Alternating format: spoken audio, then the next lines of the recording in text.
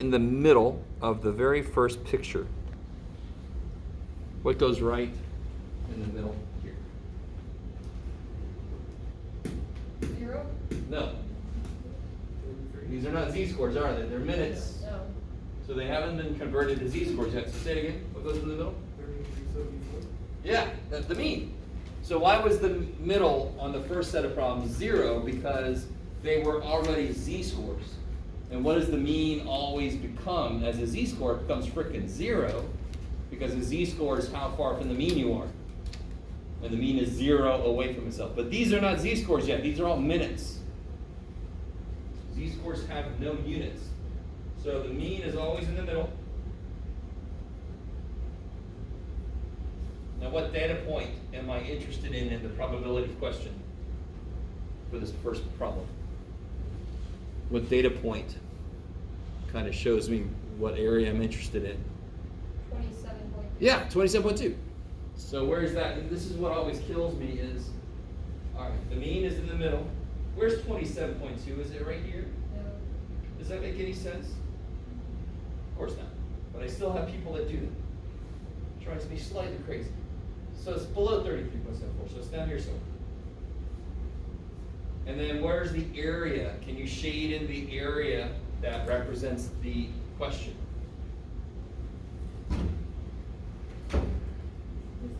Yeah, exactly. That one.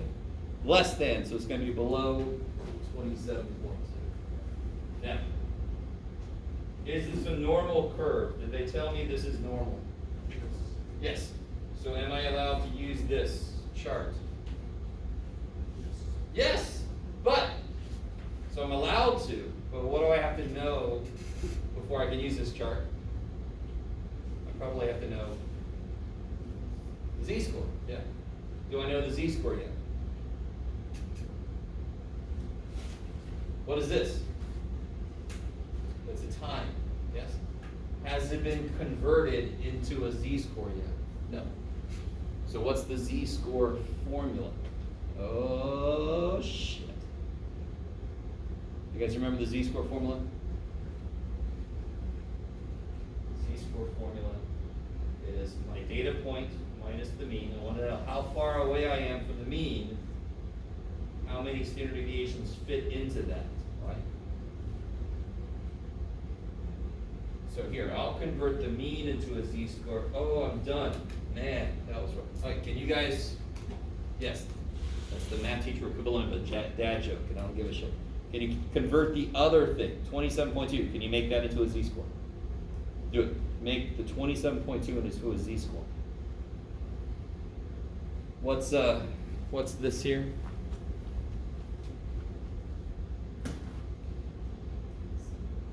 Standard deviation. 8 point whatever, yeah. And of course this is the mean, which we know is 33.74, and of course this is the data point, which is 27. Okay, so go ahead, do it. Change that into a z-score.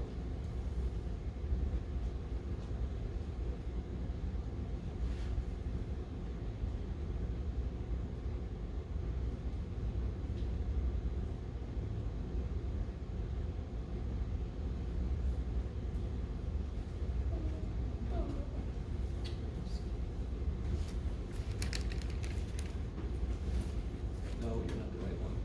Oh, there you go.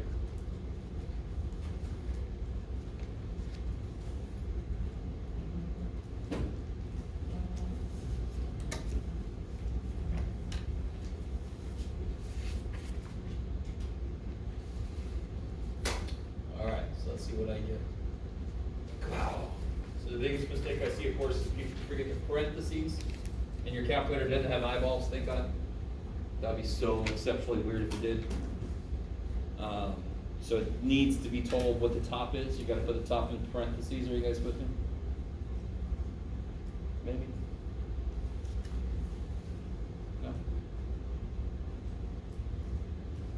Did anybody else get that same z-score in there? Anybody not get that z-score? Everybody's okay? All right, all right. So what am I going to look up on the chart? On the negative side, negative 8.758. Yep.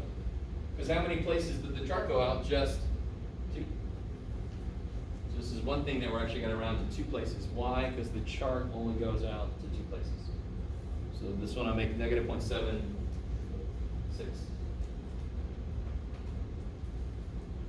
So I want this to make sense. All right, one step is 8.63, yes? So what's one step down from this? It would be 33.74 minus this, yes? That would be one step down. And 38.74 minus 8.63 is roughly 25.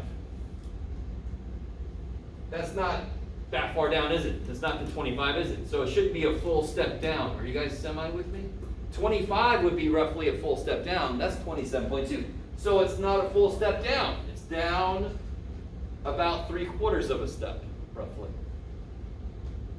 So it makes physical sense. Okay.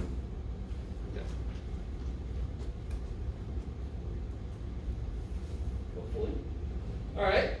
So how do you get the answer now? We can get the answer now and be done with this first problem. What do you do? Look on the chart. Holy shit. So now that I got a z-score and I know it's normal, I can look at negative 0.76 up. And there I get negative 0.76. All right, 2236.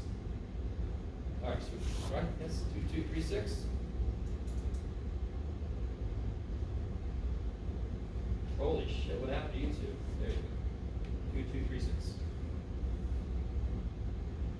Well, I didn't have to do 1 minus or anything because the area it wanted was the area the chart gave me. I didn't have to adjust it at all. Okay, you guys do number 2.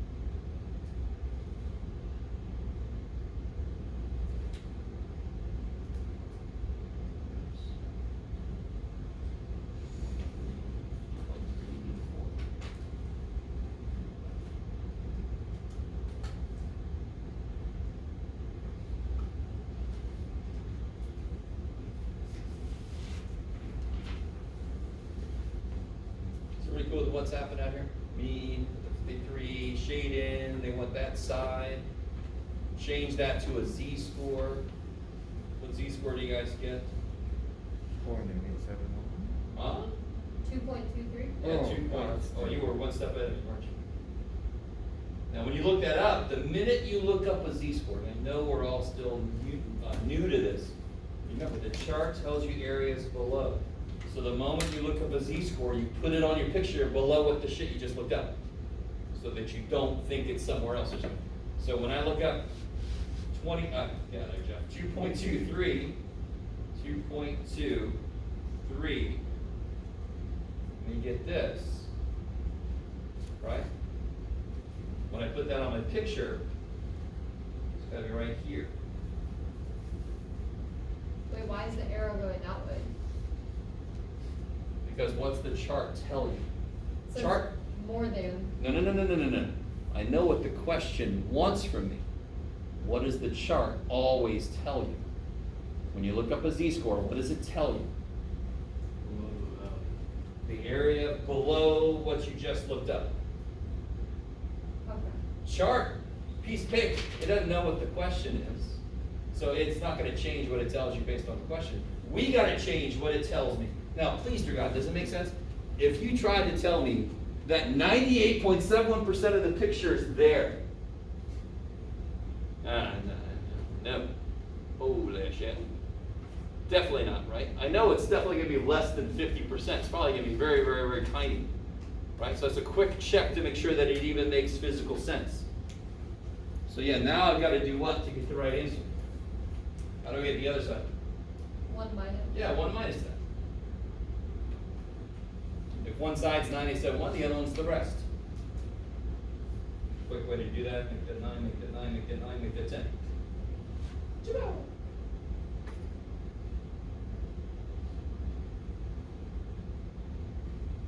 There's only a 1.29% chance that somebody won't find a parking spot within 53 minutes, right? Of looking. Good Lord, that would suck so bad. Okay, and again, these aren't really true numbers, I just made this shit up. But. So what's going to happen with number 3? So I'm going to put the mean in the middle. Is that cool? Anybody have any questions on that? So it's, and I really want this to make all the sense of the world. All right. This is not a uniform curve. I can't use rectangles. Damn. Rectangles are awesome with area. It's a freaky ass curve. Okay, shit. So the idea then is the further I am away from the mean, the more area will be down below them. Yes, the further up I am. Does that make sense? Because the mean is 50, so if I start moving up, I start getting more area below me. What tells me how far from the mean I am? Z-score does. So there should be a direct connection between the z-score that shows me where I am and the area that's below that position. That's what the chart's all about. That's its single job in the universe, is to tell you, here's how much freaking area you passed when you got up to the z-score. Maybe. So it kind of takes the place. That chart takes the place of our calculating length times width for rectangles. It's finding the areas for us, but we've got to adjust the area if it's not below the z-score that I want. I mean, here you're going to have to do a lot of adjustment because it's freaking between two z-scores. Right? Which is the sillier version of between two curves. So here, I put the mean. And then I've got my 15.5 and my 29.5. I want that area there. That's really crammed in there. All right. So it's like two problems in one, right? I have two separate z-scores that each need to become, I have two separate times that each need to become z-scores.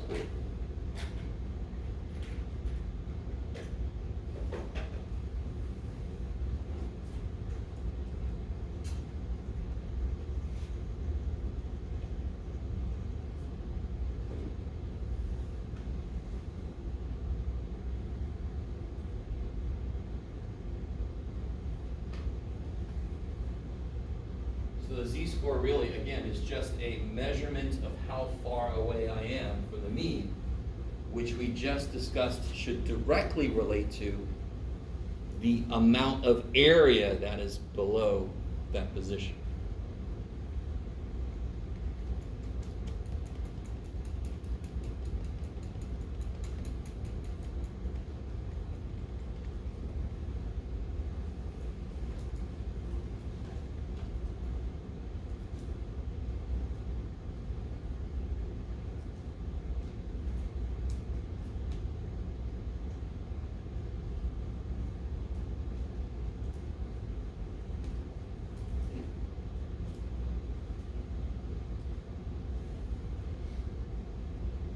Let's see if you guys can help me out.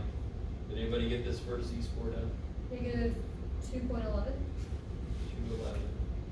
Did anybody else get this second z-score done?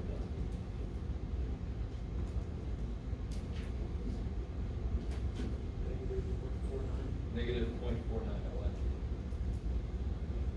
So they're both negative, definitely. They're both below the mean. One is just about half a step down, and the other one's a little over 2 steps down.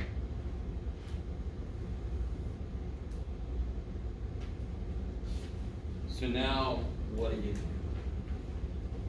Remember this problem? So we had two different z-scores. We looked up the areas, and then we subtracted the areas to find the area in the middle. We do the exact same thing now. We look up these two z-scores.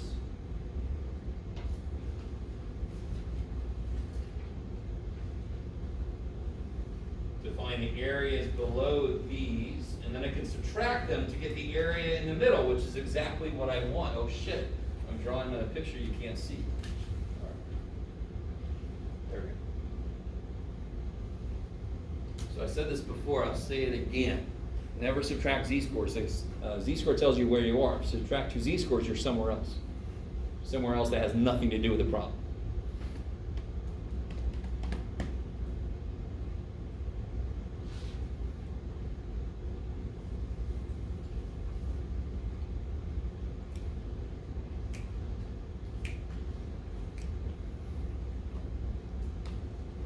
Let's see, somebody help me now. When you look up negative 2.11, what do you get? 0.0174. 0.174, so that's going to be below this guy. Somebody else, did you look up negative 0.49? 3121. 3121? Yeah. That's what I get too, so that's going to be here. And we talked about why this makes physical sense. Now, if you subtract those, you'll get exactly the area in the middle, which is what I want. I'll be done. Yay. So what do I get when I subtract? Somebody help me out. So 29477? Did I carry correctly? Yeah, that's right. All right. So about just under a 30% chance it would take between those two times. Now, let me see. All right. I want to get us ready for where we're headed. Any questions on that one? I mean, they're all basically the same thing. They're changing it into a z-score, look it up, and then step back and say, did I answer the question yet? Sometimes you might have to do 1 minus, because it's the other side. Sometimes you have to subtract two things, because it's in the middle. But it is, believe it or not, it's basically the same stuff we did with rectangles, except the paper is taking the place of the area formula. That's really it. Now, if Grossman put out some kind of a, it seems a little weird they were kids, but if they were like, oh yeah, come on out here, it'll only take you about 30 minutes. Is this in a whole week? Is that what he said? Yeah, each week. I like it. So like 6 minutes a day, right? It'll take you about 6 minutes a day to find yourself a parking spot. That's better than other colleges. Come on out. Come on out. You guys with me? Hopefully it would be a little different than that. A little ad camping. Come on out. Yeah. Now, let's say you and a group of 12 friends compare notes on how long it took you. Actually, let me say this. If it took you by yourself more than 53 minutes 1 week, is that enough evidence that Grossman's claim is not true? You can understand how that person, would you like look back at their little ad and kind of laugh at it? You probably would. But is that enough evidence that what they said is incorrect? No. What would you have to do? I kind of gave it away. Shit. I sort of did the opposite of burying the lead. What would you do to make the evidence more substantial? Compare it with someone else. you not just compare, but get more data, Yeah. right? Just so it's not individual, it's a group. Does that make sense? If you want to show that, let's see, if you want to prove that the casino doesn't pay out as much as they say they should, your individual experience is never going to be good enough evidence, because other people could be. So of course, if you get a bigger group that shows we're getting less than you said we would on average, that would be more evidence. Does that make sense? This is why you have, what, I just went right out of my head. What's the name of the damn thing when you have a lot of people attached to a lawsuit? I can't remember. Class lawsuit, is that what it is? We have a bunch of people connected to a lawsuit? No? Okay. Thankfully, this is not administration of justice, or else I'd have to find another job. So what we're getting into very soon, we'll do this last problem, don't worry. This by itself is not really telling us too much, because this is all about one person, isn't it? Every single problem we've done with a normal curve in chapter 6 has been about one person. Pick one student, pick one whatever. So what's more generally useful is pick 20 students, or pick 20 people, or pick whatever. Yes? So if some place said, oh, we guarantee that you'll get an average of this much improvement on your SAT if you take our course, and you don't experience it, not good enough evidence. But if you and 50 of your friends don't experience it, that might be good enough evidence to say, maybe. All right. So let's do this last one. We'll talk a little bit about what I'm just now talking about, which is chapter 7 stuff. All right. This one's going to be, do you remember this one? 38th percentile, so we had to do it backwards. We had to look up 38% in the body, so look up the z-score on the outside. Yes, maybe? So just to show you, we had to get as close as we could to 0.38. The closest you can get to 0.38 is right there, and that's why it was negative 0.31. So we had to do it backwards, because they gave us the area. So look at part B.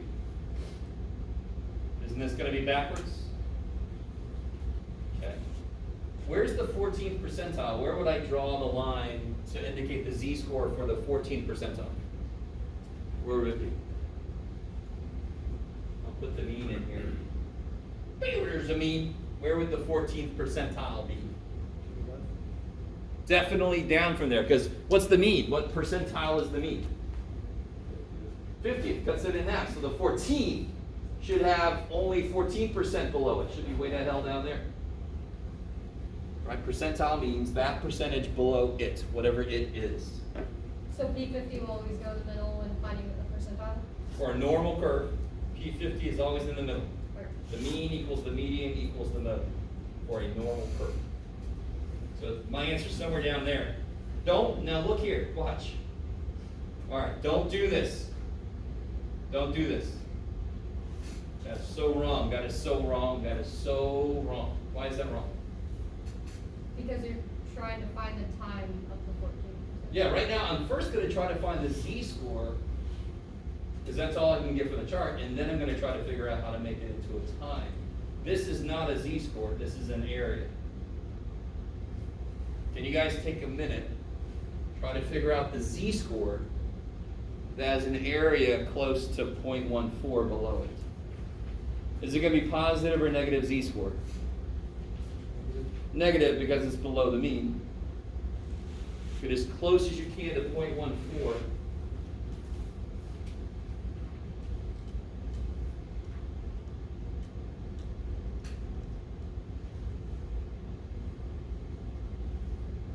Should be able to get really close.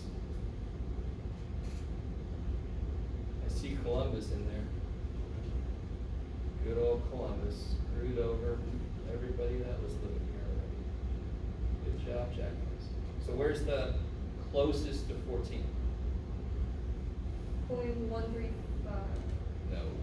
Wait. 1401. It can go over? Yes, definitely. Again, this is not Price is Right. You can go over. We just want to get as close as we can, and that's pretty damn close. Wow. So what z-score is that? Yeah, negative 1.0, right? Negative 1.08. So the z-score is negative 1.08.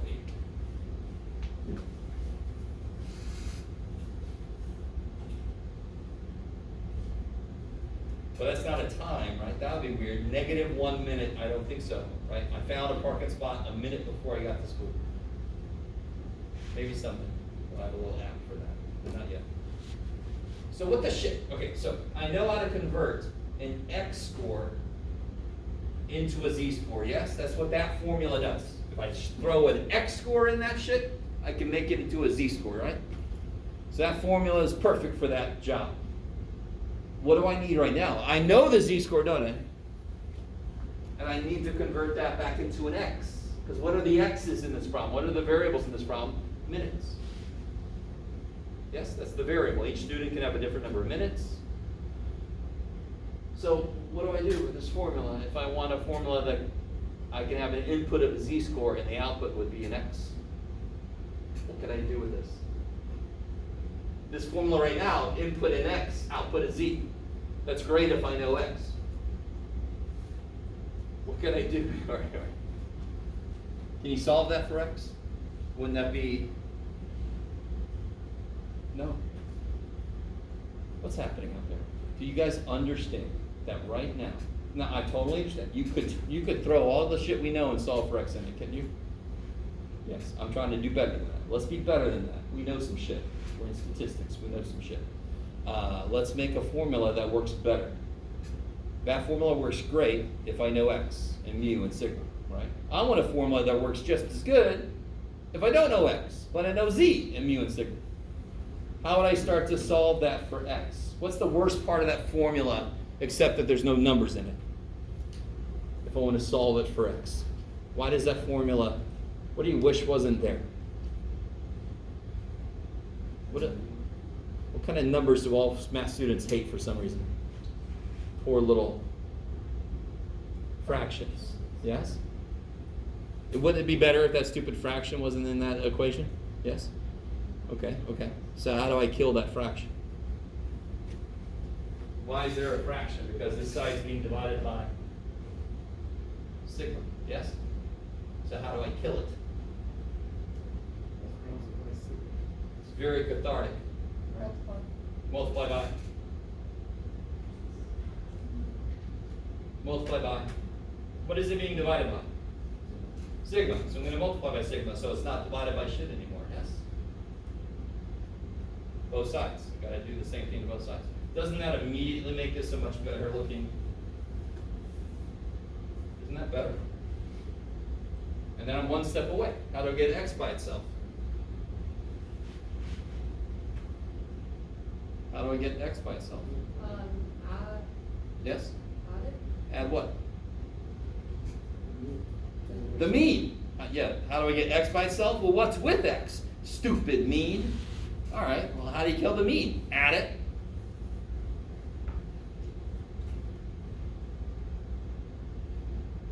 I'm really sorry if somebody told you there was no algebra in statistics. They were incorrect. There is some. Those formulas are the same. Those formulas are the same. We just solve for X first instead of solving for X each damn time. We just did it for every time. So now we have a new formula, which is not really new. Now plug in everything you know. What's the mean? The mean is 8.6. No. Or sorry, I was It's all good. And what's the z-score? negative 1.08. Negative 1.08. And what's the standard deviation? Now we can get that. 8.6. And I want this to make all the sense in the world. Where is the answer? How far down from the mean is the answer? How far down from the mean is the answer? What does this number mean? What is this number? Where did we get this number? What the hell is this number? It's a z-score. Okay. What's the z-score tell you? The number of standard deviations from the mean to it, right? So, let me ask this again. How far below the mean is our answer? Negative 1.08. Negative 1.808 centimeters? No, standard deviations. Okay, now it's going off. Right? Z-score tells you the number of standard deviations from the mean to that data point. We know the answer is right here. We know the answer's got a z-score of this. Therefore, we know the answer is 1.08 standard deviations below the mean. What does this say? Start at the mean and subtract this many steps. Bam! That's the same damn thing. It's the idea. The formula has the freaking idea in it. Negative 1.8 z-score is 1.08 standard deviations down from the mean. What does this formula tell you to do? Start at the mean, subtract 1.08 of these. Do you guys see that? You can see the idea in the formula. It's a sentence. Look at this. Where's the data point? It is this many steps from the mean. This many steps, standard deviations, from the mean to the data point.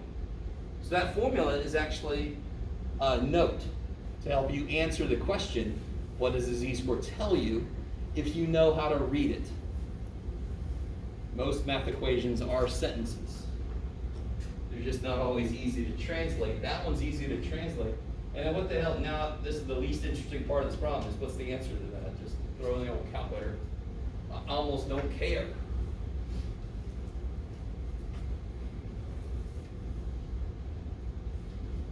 Uh, 24.87.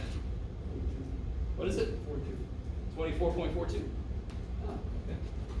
That's pretty close.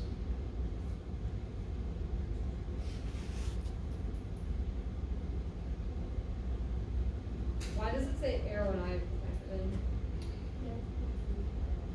Oh, because there's a negative and there's a minus, yeah. Oh, wait, where's the minus? There you go. Let me see. Maybe I do, maybe I don't. Yeah, there you go, it's right there. Oh, That's the negative, yeah. okay. Thank you. No worries. Yeah, it's a little weird. I don't know why TI did that, and they won't tell anybody because it's all a big secret. Okay. So, last thing for today. There's no questions about all of this craziness here.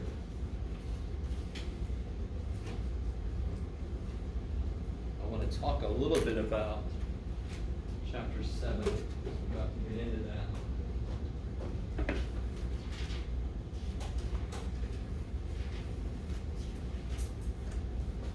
And basically, chapter 7, the idea behind it is what I was saying earlier. If you wanted to show evidence that a claim was incorrect, you would need to show more than just you had a bad experience yourself. So, I mean, if I have a business and I say, we'll get the pizza to you in 30 minutes, and your pizza gets there in 31 minutes, does that mean that I was lying, or any individual experience is not enough evidence to show that my company can't live up to its promise or something? You guys, because any individual experience could have fluctuations and things, no matter what. Right? I hired frickin' Spider-Man, and he's got to save people. And pizza gets there late, and what am I supposed to do about this shit? Okay, nobody watches the movies. Okay, this one. So, we have to build everything we know about the stuff that we're working with is built off of individuals, picking one person at a time. We're about to step into where we're going to pick groups of people at a time. So, for example, when we draw this picture, how did this picture come to be? Right, that's the times, yes? What does like this point right here mean? What does that point represent? You could do this, you could do this. What does that point represent? What is this whole picture supposed to represent? Where did I get the data from? Pretend like I didn't just make it up. If I did a real study, what would I have done to get the data? What would I have done to get the data to make that picture? Gathered information. From The students and. People! All right, sorry. I would have talked to people. I would have said, hey, person, you're a person, and you're a gross amount. I saw you park your car. How long did it take you to find your car? Oh, okay. Right? And go over to somebody else. How long did it take? All right. So that is a person, yes? That's a person. So one way to make this picture is to talk to everybody and say, how long did it take you? 40 minutes. How long did it take you? 2 minutes, Dan. How long did it take you? 60 minutes. Oh shit, I'm sorry. And then you just build this picture up. You guys with me? You guys with me? We've seen this happen when we created histograms, which is basically this is histogram on steroids. This is histogram gone crazy. Okay, I really want you guys with me. Are you guys semi with me? Okay, all right, maybe. So that's why when I ask you a question, what's the probability that somebody is below 27 or something? Well, you just find the area because that's related to the number of people that are in there, right? If you're in an area with not that many people out of the whole picture, the probability is pretty low because not many people are out there. Okay, so sort of like, what if I did one for height? The height of men, 5'9", 69 inches. You can do it, Jeff. How did I make this picture? They talk to people, how they measure people, how tall are you, how tall are you, how tall are you? So they kind of built it up. And so the most people were in here and the fewest people were out there and down there. Okay. And then, listen, I really want this to make sense. If I have a picture that represents how individuals are spread out, I can ask a question about one person. What's the probability that one person is taller than 71 inches?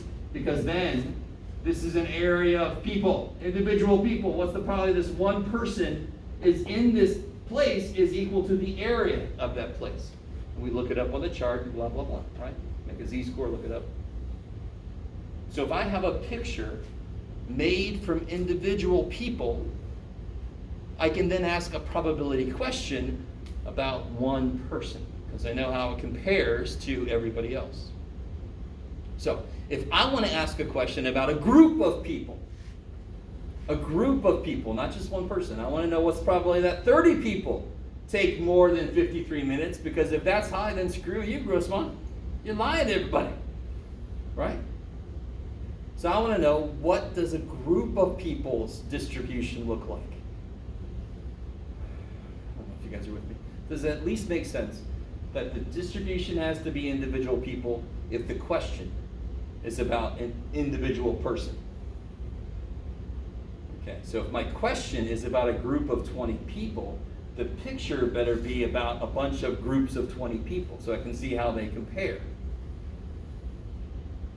Okay, maybe so. Let's do this. Okay. How much time? Okay.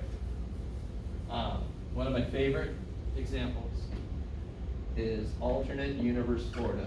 And I'm aware that my pen is dying. Poor little dude. I think my other pens are not the greatest either. Alternate universe. Ooh, look at that. Florida. Okay. Has anybody ever been to alternate universe Florida? No. Okay. Sorry. I think it's C228. All right, alternate universe Florida is a lot like our Florida, except it's got a bunch of young people and a bunch of old people. All right, so I really want you to understand this picture.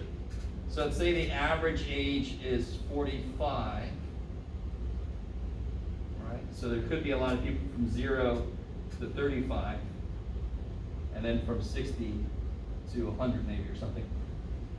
So there's nobody who's aged 48 or something. Are you guys understanding this picture? So how would I create this picture? I go to Florida, alternate universe Florida, and I'd say, how old are you? I'm 2. Okay, you're 2.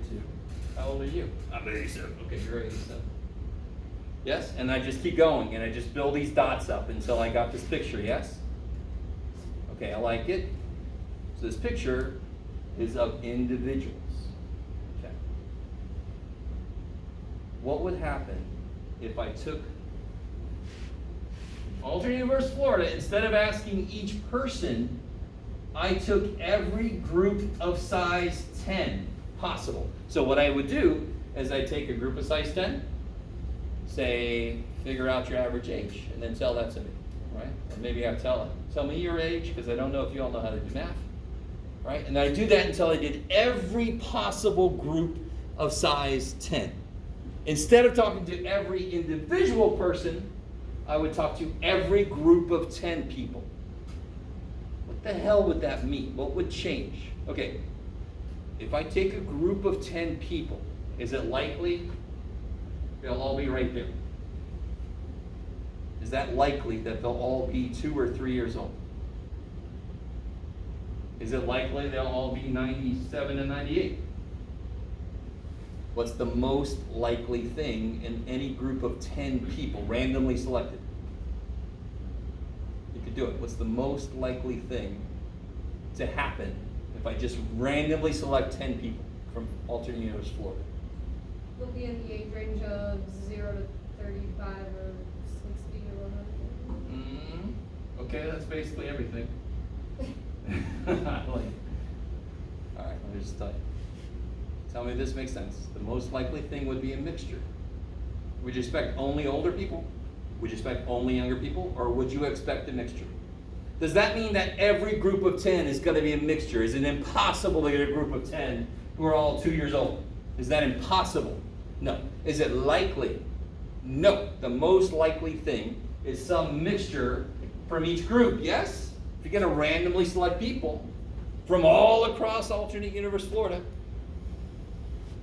Okay, I like it.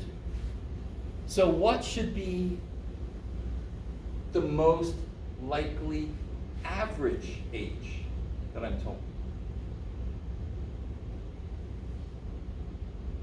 If I take every random group of 10, and the most likely thing is a mixture of both, and they take their average, what do you think the most likely average I'm going to be told is?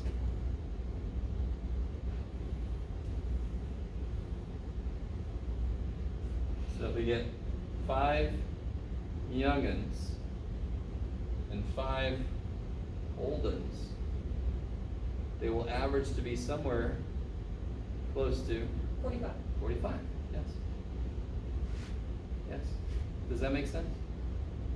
If you are with me, that the most likely thing to happen is a mixture of young and old, you must then be with me that the most likely average is going to be around here. And in fact, if this is the average, now let's see if I can take this up. If that is the average of every person, that is the average of every group of size 10. It has to be. If I took every single person in here and got your age and calculated the average, think about this.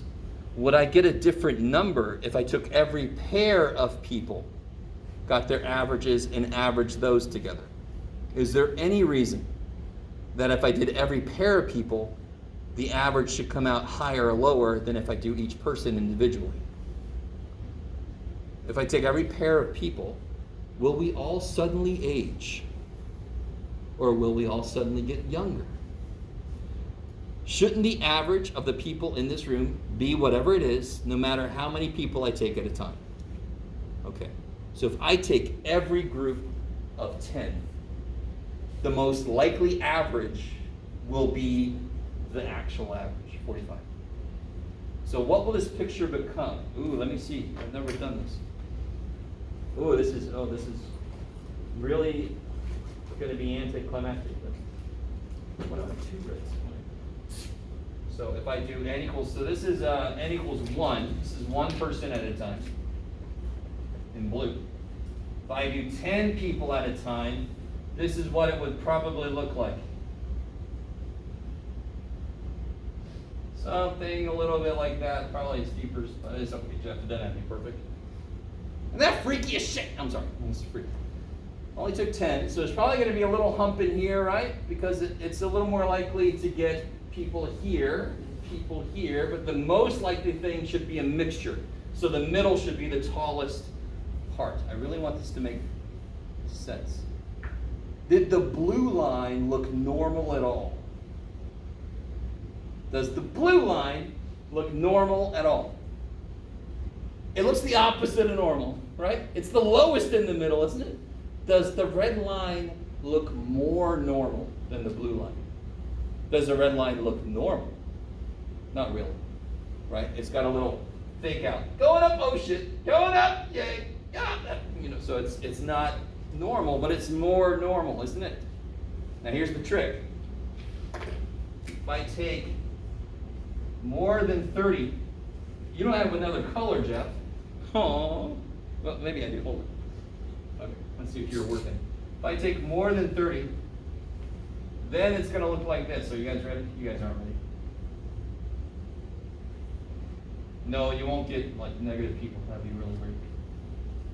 Then it'll look very normal. That works for almost every distribution you can imagine, as long as you take samples bigger than 30 and plot the averages of those samples, the result comes out normal.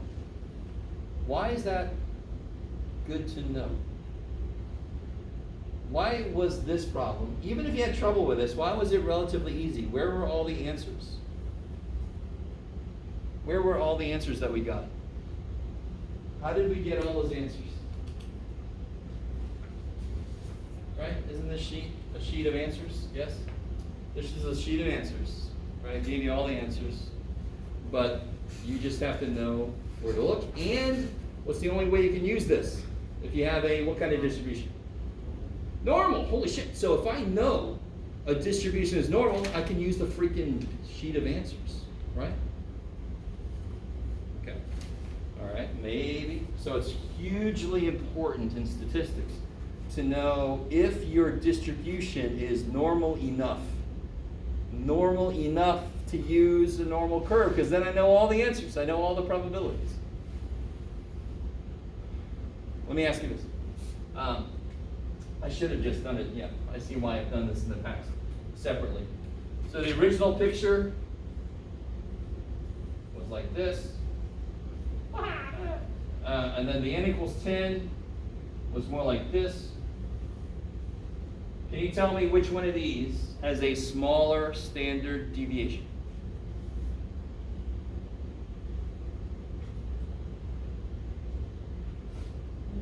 The first one? What's standard deviation again? What's standard deviation? You know, steps it takes. Oh wait, no, this isn't. The average distance from the data points to the mean. So another way of saying which one's got the, what did I say, smaller standard deviation is which one gets away from its mean less? Second one. Second one. Yes? So this has a smaller standard deviation, and then I can feel comfortable. Well, have you done this right? It doesn't have to. So if I put the n equals 30 or greater than 30 on top of this, that's really bad, but oh, that's obviously got a much smaller standard deviation. So real quick, I mean, if you took one person on campus, would you expect their age to be really close to the average age of Grossmont students? Does it have to be? Would you freak out if you got a 17-year-old or like a 87-year-old or something? No, you wouldn't freak out. What if you took a group of 10 and their average age was 87? Wouldn't that be weird? Wouldn't you go, what is happening on campus right now? Is there a special meeting? Do you understand what I'm saying? So it's less likely for a group to be further away from its average because they should average out. There should be a mixture of things. So that's why standard deviation gets smaller, because they should not get further away from their mean. They should be closer because they're groups. We expect them to be close to the mean. All right. Maybe that's enough. Next time, now obviously, dear God, I don't know how you feel about this. This is the concept behind the work we're gonna do. You with me? I haven't even shown you what your work is gonna look like yet. It's not gonna look like this. We're not gonna be doing alternate universe Michigan or something, don't worry. We're not gonna do any more alternate universe stuff, all right? Okay. I'll see you guys Thursday.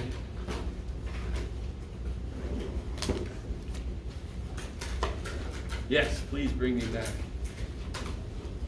Oh man, I didn't even know I had 4.